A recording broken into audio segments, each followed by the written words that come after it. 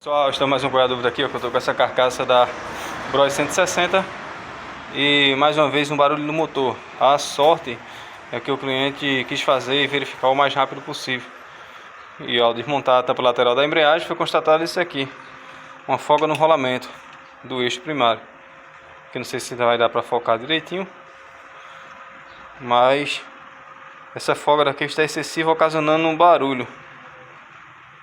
E se você, como eu sempre digo, se você está com a sua moto, com algum barulho normal, alguma anormalidade, leva ao mecânico de confiança para que não venha se agravar. Felizmente, para trocar esse rolamento, tenho que desmontar o motor por completo.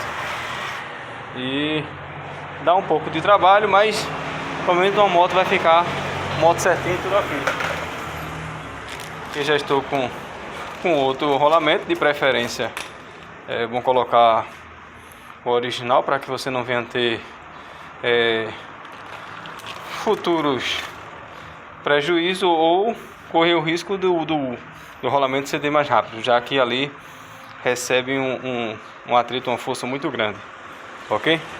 Se você gostou, curta, comente, compartilhe. Como eu sempre digo, verificou algum barulho normal, leva ao mecânico de confiança, para que não venha ter um prejuízo maior, ok? Um abraço.